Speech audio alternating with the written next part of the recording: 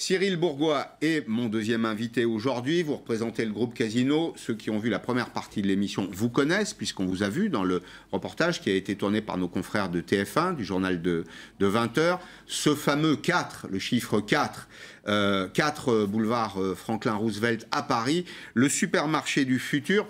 Alors, c'est un lieu hybride, c'est un lieu de rencontre, c'est un lieu d'échange, mais ça reste quand même un magasin. Bien sûr que ça reste un magasin, et ce magasin a été pensé pour les clients qui pourraient le fréquenter. C'est une zone touristique, c'est une zone de bureaux, et c'est la raison pour laquelle on a voulu en faire un lieu de vie, et un lieu qui nous permette d'exposer le meilleur de la culture française. Lieu de vie, parfois, pardon, mais c'est un peu tarte à la crème, la formule, c'est-à-dire que tout le monde voudrait être un lieu de vie. Mais comment on fait pour y parvenir? La question, c'est pas pourquoi, c'est comment. C'est un lieu hybride. C'est à la fois un magasin, un bar. D'ailleurs, il y a un bar, on le voit dans le reportage, qui est au centre du magasin, au rez-de-chaussée. Il y a une terrasse à laquelle les gens peuvent s'installer, prendre une bière, prendre un verre, prendre un croc. Et il y a à l'étage un salon qui reproduit un appartement où les gens peuvent venir passer du temps, y compris dans un espace de coworking. Sans consommer, c'est-à-dire qu'on peut rentrer chez vous sans consommer. On va s'installer au premier étage. Il y a en effet un espace de coworking. Hein, c'est une grande table. Ça fait penser d'ailleurs à une table de banquet familial. Hein, c'est assez convivial. Donc on peut s'asseoir là, on travaille et puis on repart. Oui, le coworking, il y a une tendance de fond dans les zones urbaines. Et on s'est dit qu'au fond, cet espace de vie devait lui aussi proposer un espace de coworking. Et donc les clients ont la possibilité de venir dans le magasin, de regarder, de ne rien acheter, de s'installer à cette H24, c'est ça la véritable innovation. On s'est longtemps interrogé en France sur le travail du dimanche. Là, vous êtes ouvert H24. C'est-à-dire, comme on l'a vu dans le reportage, avec un smartphone, une petite application, on pousse la porte, hein, si je puis dire, on rentre dans le point de vente, on fait son shopping, ses courses, et puis on peut repartir, y compris à 2h du matin. Alors, je ne suis pas sûr que vous ayez beaucoup de monde à 2h du matin pour venir vous acheter peut-être un peu d'eau minérale à la sortie des boîtes de nuit, hein, mais pas beaucoup plus. Bon, il y a quand même du flux dans cette zone. Et 24/24, vous parliez tout à l'heure d'Amazon et de la concurrence du e-commerce. La particularité du e-commerce, c'est qu'on peut, à tout moment de la journée, y compris la nuit, commander sur Internet et se faire livrer le lendemain. On veut évidemment ne pas être en reste et proposer une expérience qui soit similaire. Certains pays dans le monde sont bien plus en avance que la France sur le 24/24. Et là, avec les nouvelles technologies, on peut très simplement proposer à nos clients de faire leurs courses à tout moment de la journée. Nouvelle technologie, c'est les étiquettes digitales dont on parlait tout à l'heure. Juste en dessous de vous, là, il y avait un bandeau qui disait le supermarché sans passer à la caisse. Et avec son smartphone, on peut passer à la caisse. Avantages et inconvénients. Une des règles du commerce qu'on évoquait tout à l'heure, c'est la formule le SBAM. S'il vous plaît, bonjour, merci, au revoir. C'est pas un téléphone ou un ordinateur qui prononcera ces mots-là. Est-ce qu'on rencontre quand même du monde? Est-ce que ça reste? Bien sûr. En fait, c'est un magasin. C'est un magasin où il y a plus de personnel que dans une supérette de taille équivalente Paris. Pourquoi? Parce qu'on a redéployé le personnel de caisse dans les zones où du service aux clients est nécessaire.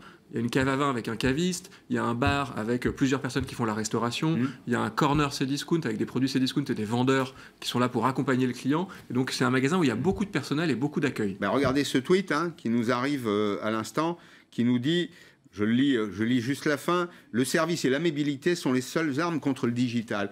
Il y a des choses dans lesquelles notre petite humanité modeste n'est pas substituable. Un sourire, un conseil. C'est formidable d'avoir ces grands écrans, ces tablettes. On va chercher tel ou tel produit. C'est un guide, y compris un guide spatial dans le magasin. Allez tout de suite au sous-sol si vous cherchez tel autre. Mais ce qui n'est pas substituable, c'est la rencontre de quelqu'un, le sourire et tous ces éléments. Je peux être que d'accord. Je suis comme vous convaincu que le commerce physique a un très très bel avenir. D'ailleurs, 75% des Français, dans les dernières études parues, indiquent qu'ils continueront à faire leurs courses dans les magasins physiques. Et l'accueil est absolument indispensable. C'est les fondamentaux du commerce. C'est l'accueil, c'est le conseil, c'est un sourire. Et c'est vraiment ça qu'on a voulu mettre en avant dans ce magasin. Vous considérez d'ailleurs, tiens, au passage, comme un distributeur ou comme un commerçant? C'est pas la même chose. Comme un commerçant. D'abord, vous êtes commerçant. D'accord, très bien. On va regarder la tablette et on va traverser l'Atlantique cette fois-ci. On va aux États-Unis, je le disais tout à l'heure, le grand méchant loup, c'est Amazon. Alors c'est une formule pour dire qu'on a une entreprise qui a une très forte croissance, qui s'est beaucoup développée, qui est très agile d'ailleurs. Hein, il faut se réjouir du succès des entreprises. Regardez donc cette petite app, c'est une photo qui a été prise dans un point de vente Amazon qui s'appelle Amazon 4 Star, 4 étoiles. Pourquoi 4 étoiles? Parce que c'est les produits les plus vendus. C'est les meilleures ventes, si vous voulez. Et vous voyez là, par exemple, au bout de la flèche, il y a un petit panneau qui vous dit New and Trending Toys. Qu'est-ce que c'est? Ce sont les jouets nouveaux et les tendances qui s'expriment. En fait, Amazon se sert de ses clients, parce qu'il y a une base de données, on sait quelles sont les habitudes de consommation. Amazon se sert de ses clients pour encourager ceux qui ne le sont pas encore ou ceux qui ne sont pas venus dans le magasin, en donnant des indications précises. C'est un peu comme quand vous achetez un livre sur Amazon, on vous dit ceux qui ont acheté ce bouquin ont aussi aimé celui-ci et celui-là. Pas mal, bien joué, non? Bien joué. Moi, ce que je trouve très rassurant, c'est qu'Amazon ouvre des points de vente physiques, oui. Ce qui prouve bien que les clients ont besoin d'un contact humain, de toucher les produits, de venir dans un magasin pour avoir une expérience. Avec Cdiscount et les corners Cdiscount, on a fait au fond la même chose avant Amazon. On a ouvert en octobre dernier un premier corner Cdiscount dans un hypermarché où on propose une sélection de produits qui correspondent aux meilleures ventes du site sur des catégories, le mobilier par exemple, que les gens aiment encore voir, toucher. On achète un canapé, on a envie de s'asseoir dedans. Toucher, bien sûr, de s'asseoir dedans. C'est évident. Et ça a été un énorme succès. Et on a fait avec ce projet le pari que les clients online de Cdiscount seraient ravis de venir voir dans le magasin les produits qu'ils voulaient acheter. Et c'est un pari gagnant. Alors, pardon de vous ramener à Amazon, mais après j'arrête, c'est promis. Dans ce magasin, il y a aussi un espace où Amazon rassemble les produits qui ont été achetés par les gens qui vivent juste autour. À Soho, par exemple, aux États-Unis. Je ne sais pas, je vais être très franc avec vous, je ne sais pas s'il faut s'en réjouir. Parce que ça favorise une forme de standardisation. C'est-à-dire les bobos qui vivent à Soho, ou on pourrait dire les bobos qui vivent dans le 5e et le 6e arrondissement à Paris, achètent tel produit ou utilisent tel service. C'est déjà une forme de standardisation, de catégorisation.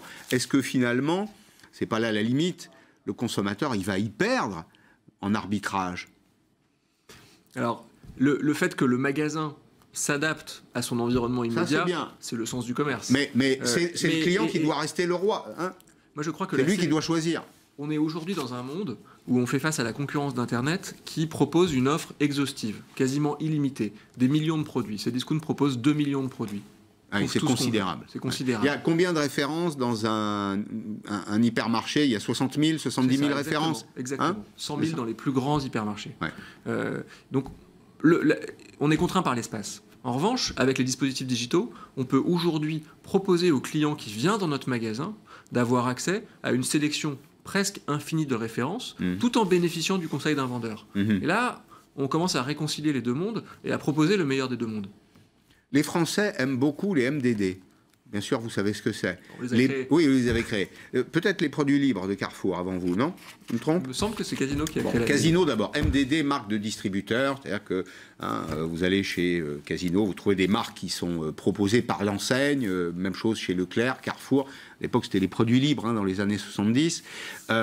Est-ce que vous maintenez cette politique-là? Parce que c'est une politique qui est mieux-disante sur le plan économique. Vous le savez, les Français, ils consacrent 12% de leurs revenus à leurs courses alimentaires. C'est peu, c'est 2 fois moins qu'il y a une génération. Et ils ont toujours une exigence en matière de qualité. C'est-à-dire qu'ils veulent acheter moins cher, mais ils veulent acheter aussi de la qualité. Est-ce que vous maintenez ces marques de distributeurs? Et est-ce qu'on les trouve dans ces nouveaux points de vente? Ou est-ce que simplement, ces nouveaux points de vente, ça fait flamber les prix? Bien sûr, on les pousse, ces marques de distributeurs, c'est très important. J'ai même la conviction qu'elles vont, dans les années qui viennent, connaître un bel essor. On les transforme, on propose de plus en plus de produits bio, de produits sains, parce que ça répond à des tendances lourdes de consommation, dans toutes les zones géographiques françaises et au sein de toutes les classes de la population. et dans le magasin que vous avez présenté, on propose de nombreuses MDD, marques de distributeurs, pardon, bio. Et puisque ce magasin a la vocation à être à la pointe de ce qu'on fait, bien sûr, on y expose notre savoir-faire et notre marque de distributeur. Bon. Oui, vous avez intérêt à conserver du monde dans le point de vente. Regardez ce tweet de Sébastien Passé, qui dit « Mon expérience la semaine dernière dans une grande surface de bricolage, pas un vendeur, je ne trouvais pas mon produit, je savais qu'il était disponible, j'ai attendu un peu, j'ai perdu patience, logique, hein, c'est humain comme réaction. Il a dit qu'est-ce que j'ai fait, j'ai commandé sur Amazon. Et puis j'ai un autre tweet de Patrick Lelieu qui me dit quand on habite la France périphérique, eh bien on est heureux de pouvoir trouver à bon prix sur sa tablette les produits ou parfois même les services qui n'existent pas juste à côté. Bien sûr. Pour répondre au premier tweet, moi je crois que l'arrivée d'Internet est une immense chance pour les distributeurs physiques. Ça nous conduit à nous réinventer et à nous repenser. Parce que c'était un peu plan-plan. Parce que c'était un peu plan-plan. Parce que vous êtes endormi.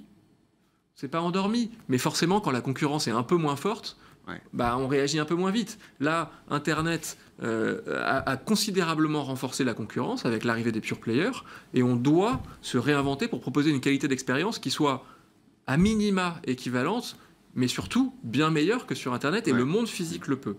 Et le deuxième tweet est intéressant, parce qu'on n'oppose pas le monde physique et le monde digital.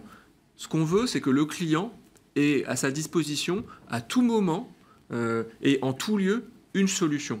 Si ça consiste à venir dans un magasin pour bénéficier d'un conseil, on est là pour accueillir le client. Si le client n'est pas à proximité d'un magasin et peut trouver le produit qu'il souhaite sur Internet, c'est parfait.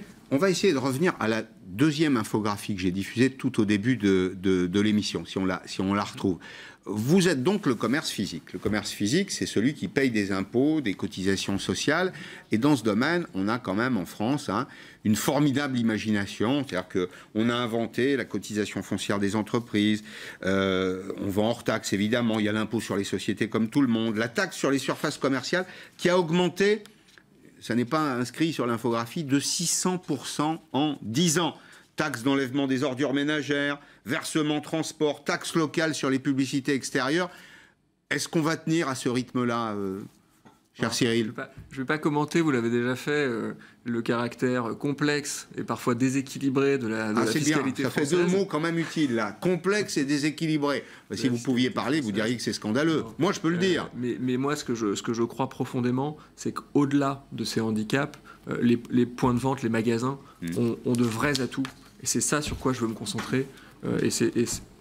Si vous deviez dire 3 mots sur le client d'aujourd'hui, le shopper, le consommateur d'aujourd'hui.